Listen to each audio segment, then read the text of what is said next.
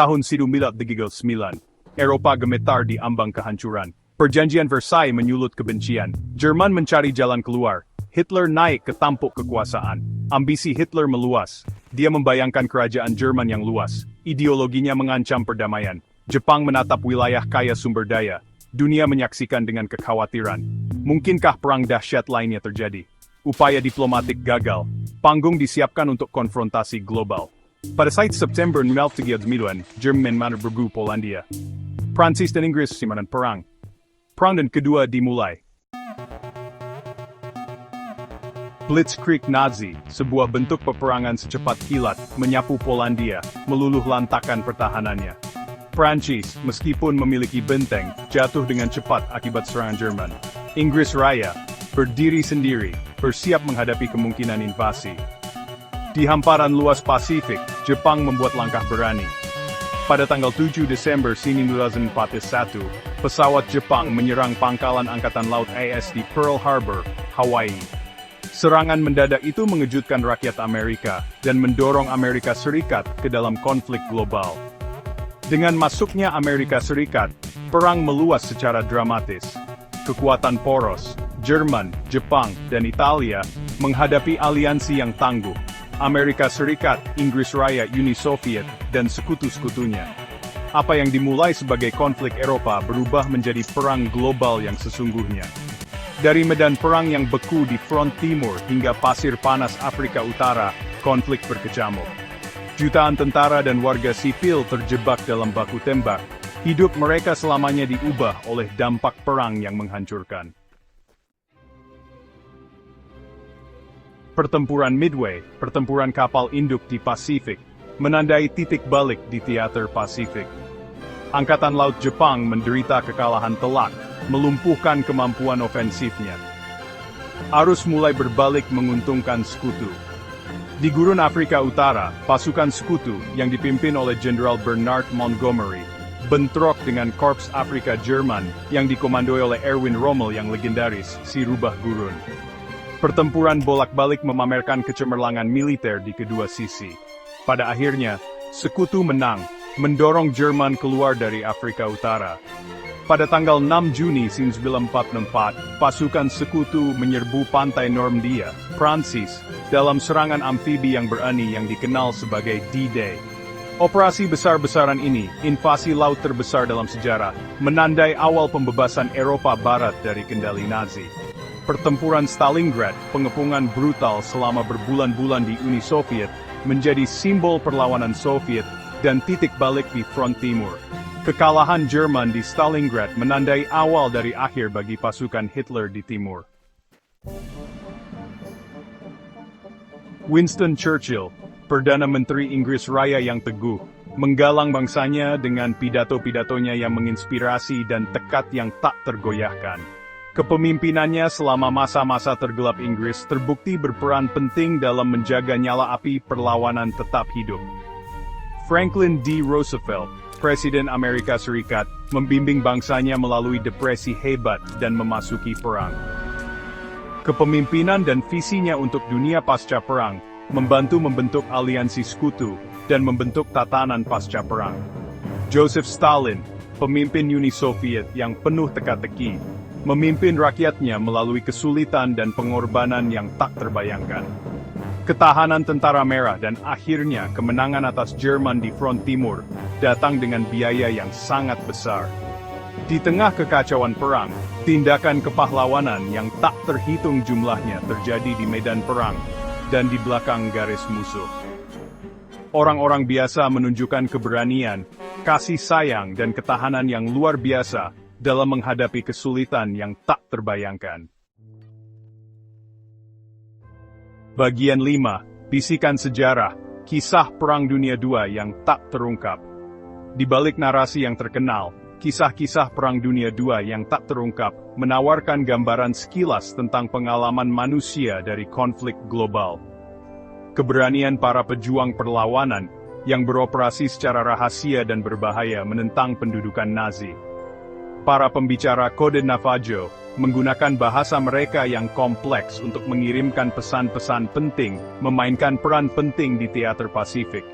Kontribusi mereka, yang sebagian besar tidak diketahui sampai beberapa dekade terakhir, menyoroti beragam kontribusi untuk upaya perang. Perempuan melangkah ke peran yang secara tradisional didominasi laki-laki, membuat pabrik tetap beroperasi, memberikan perawatan medis, dan bertugas di unit-unit tambahan. Kontribusi mereka menantang norma-norma gender dan membentuk kembali persepsi masyarakat. Kisah-kisah para pengungsi yang terlantar akibat konflik dan penganiayaan mengingatkan kita pada korban manusia akibat perang. Ketahanan dan harapan mereka dalam menghadapi kehilangan yang tak terbayangkan menjadi bukti semangat kemanusiaan yang abadi. Bagian 6. Fajar Atom, Era Baru Kekuatan dan Ketakutan. Saat perang memasuki tahap akhir, senjata baru dan mengerikan muncul, bom atom.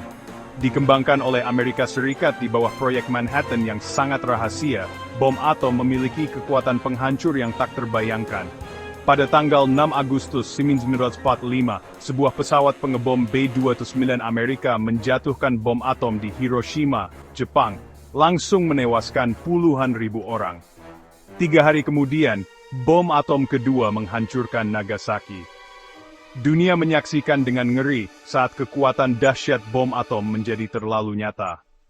Pengeboman Hiroshima dan Nagasaki mengantarkan era atom, selamanya mengubah sifat peperangan dan memberikan bayangan panjang atas hubungan internasional. Penggunaan bom atom tetap menjadi subjek perdebatan sengit dan pengawasan etis. Beberapa orang berpendapat bahwa itu adalah kejahatan yang diperlukan untuk mengakhiri perang dengan cepat dan menyelamatkan nyawa. Yang lain berpendapat bahwa itu adalah tindakan yang secara moral tercela dengan konsekuensi yang menghancurkan. Bagian 7. Bekas luka dan gema, warisan perang yang abadi. Pada tanggal 2 September 1945, Jepang secara resmi menyerah kepada sekutu, menandai berakhirnya Perang Dunia II. Dunia lelah setelah bertahun-tahun konflik, memulai proses pembangunan kembali yang panjang dan sulit. Namun, warisan perang meluas jauh melampaui medan perang. Konflik tersebut membentuk kembali tatanan global, mengarah pada pembentukan Perserikatan Bangsa-Bangsa, dan munculnya Amerika Serikat dan Uni Soviet sebagai negara adidaya. Holocaust, genosida sistematis rezim Nazi terhadap orang Yahudi dan kelompok minoritas lainnya, mengejutkan dunia dengan kebiadabannya. Kengerian Holocaust berfungsi sebagai pengingat nyata akan bahaya kebencian dan intoleransi yang tidak terkendali. Dampak perang pada teknologi, kedokteran, dan bidang lainnya memiliki konsekuensi yang luas. Kemajuan dalam penerbangan, komputasi dan antibiotik didorong oleh kebutuhan masa perang, mengubah kehidupan sipil di era pasca perang. Bagian 8. Pelajaran yang terukir dalam waktu. Refleksi tentang konflik global. Perang Dunia II berdiri sebagai pengingat nyata akan kapasitas manusia untuk kebaikan dan kejahatan. Konflik tersebut menguji batas daya tahan manusia, mengungkapkan kedalaman kekejaman manusia, tetapi juga menunjukkan tindakan keberanian, kasih sayang, dan ketahanan yang luar biasa. Warisan perang terus membentuk dunia kita saat ini, memengaruhi hubungan internasional, ideologi politik, dan debat etis.